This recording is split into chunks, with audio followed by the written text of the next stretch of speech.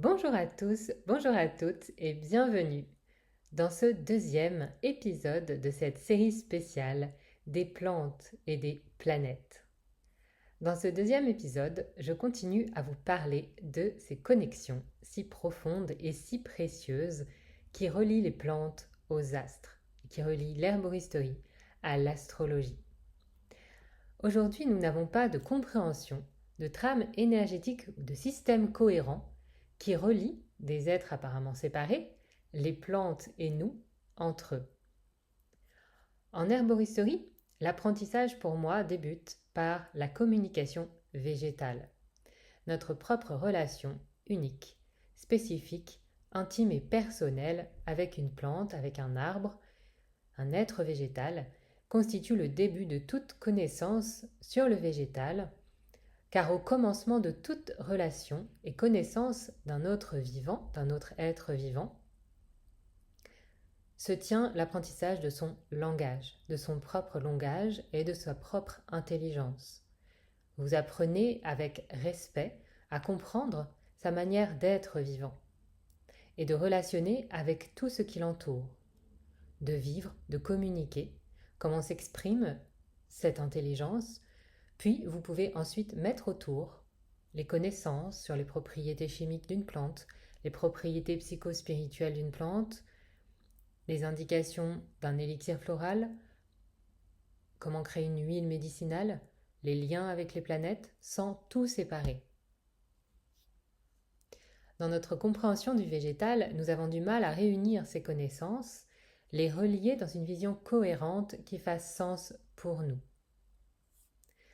Nous avons en fait beaucoup mentalisé notre connaissance des plantes et notre cerveau cherche à trouver cette trame cohérente face à l'empilement des connaissances avec par exemple la recherche de monographies, avec les propriétés actives des plantes, la botanique, comme je le disais, les indications des essences florales, la façon de créer une huile médicinale. Nous avons aussi une manière de regarder le corps et une autre manière pour regarder l'expression de l'âme. Nous avons une façon d'examiner tout ce qui est en lien avec la chimie d'une plante et les propriétés physiques d'une plante, mais une toute autre perspective, un petit peu comme d'autres lunettes que l'on va mettre sur la façon dont une plante peut nous soutenir au niveau émotionnel, au niveau psychologique. Mais d'un point de vue holistique, tout ceci n'est pas séparé. Le corps n'est pas séparé de l'âme et la chimie d'une plante n'est pas séparée de son esprit. Il y a une essence dans une plante, il y a une essence chez une personne qui unit ces couches apparemment différentes du soi. Une des meilleures façons de lier tout cela entre eux, dans un modèle énergétique, une trame énergétique cohérente, et qui est basée sur la tradition alchimique et l'astrologie médicinale ou dite médicale. Parce que déjà, je viens de vous parler du fait qu'il y a une essence dans une plante, il y a une essence chez une personne qui unit ces couches apparemment différentes du soi, et le thème astral, votre thème astral en lui-même, est une véritable carte d'exploration du soi. Donc vous voyez à quel point on est là au cœur en fait de l'astro-herboristerie et de la connaissance du végétal grâce à l'astrologie, grâce aux principes astrologiques, mais aussi à tout ce qui va venir s'être imprimé dans votre carte de naissance astrologique. Et donc l'astrologie médicinale est cet outil incroyablement puissant qui porte notre orientation, notre connaissance et notre compréhension du végétal, mais aussi de l'herboristerie holistique à un tout autre niveau. Pourquoi ? Parce que maintenant, avec cette perspective, avec ce prisme, avec ces lunettes, nous ne regardons pas seulement la plante entière ou la personne entière, en tant que thérapeute par exemple, mais nous regardons la plante entière et la personne entière en relation avec le cosmos. Et c'est ce qui fait toute la différence. Nous regardons comment les personnes sont en relation avec le monde naturel dans son ensemble, et en étant capable de comprendre les liens entre une plante et, d'un point de vue astrologique, ses archétypes. C'est finalement ce qu'est l'astrologie. C'est un système qui permet de comprendre les forces archétypales de la nature et non seulement comment elles nous influencent, ces forces, mais aussi comment elles influencent les plantes, le végétal, de par cette influence du macrocosme sur le microcosme qui est la plante et cette expression comme nous, microcosmique du macrocosme, le macrocosme étant les planètes Jupiter, Vénus, Mercure par exemple. Et ce savoir a été très développé en Europe. Oui, en Europe où nous avons quasi entièrement perdu ce savoir, en même temps que beaucoup de savoir sur les plantes médicinales, sur l'herboristerie. Chez les herboristes de toute l'Europe et de la tradition de la Renaissance, l'astrologie faisait partie intégrante de la façon dont les médecins, les herboristes classaient et comprenaient les plantes. Comment ils classaient et comprenaient les maladies et les constitutions au niveau de l'être humain, de la thérapeutique et de la formulation des plantes qu'ils avaient à leur disposition et qu'ils connaissaient. C'était une formation standard pour un médecin à l'université à cette époque, même si au fil du temps, c'est devenu de plus en plus critiqué par les universités, les personnes qui géraient les universités à cette époque. Peu de personnes pensent à l'astrologie à partir de cette orientation dite médicale. On ne sait même pas aujourd'hui si on peut vraiment exprimer ce fait historique sans le prendre comme un point de vue, alors que cela faisait partie intégrante de la façon dont l'astrologie était utilisée. En tout cas, exprimer cette astrologie médicale, en France en tout cas, puisqu'on ne peut plus vraiment associer astrologie et médicale. En tout cas, en tant que thérapeute des médecines alternatives, complémentaires en tout cas, on ne peut pas utiliser ce terme d'astrologie médicale. Nous avions un modèle incroyablement puissant car basé sur les lois de la nature et véritablement holistique. Parce qu'il était lié au cosmos, on ne peut pas faire plus holistique que d'englober le système solaire.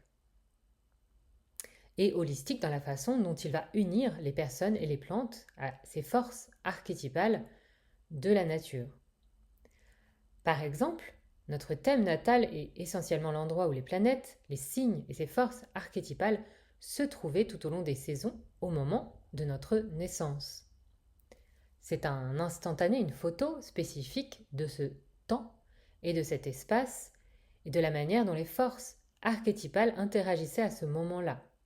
Comment elles se sont imprimées à ce moment-là dans votre thème astral.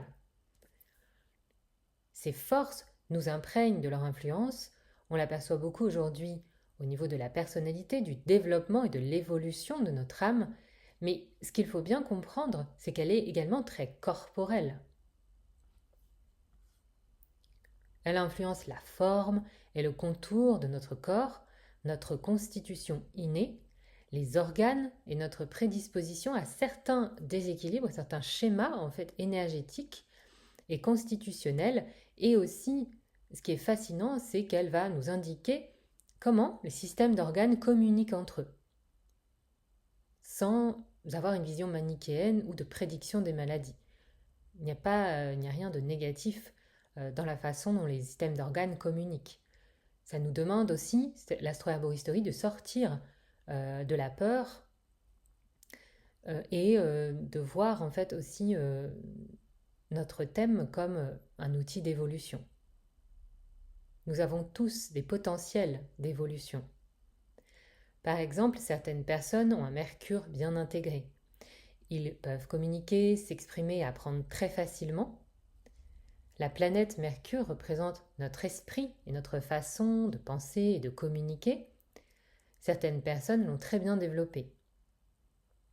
Mais peut-être que leur Vénus n'est pas bien développée ou bien intégrée et qu'ils ont du mal à entrer en relation avec les autres et avoir des liens profonds et durables, une connexion et une harmonie, une fluidité dans leurs relations et dans leur vie.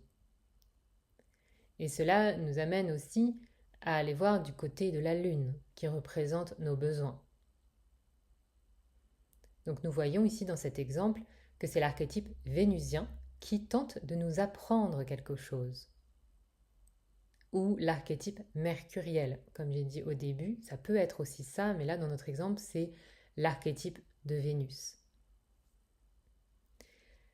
Cet archétype essaye de nous montrer où, dans notre vie, nous pouvons apprendre, grandir, nous développer et évoluer en tant qu'âme.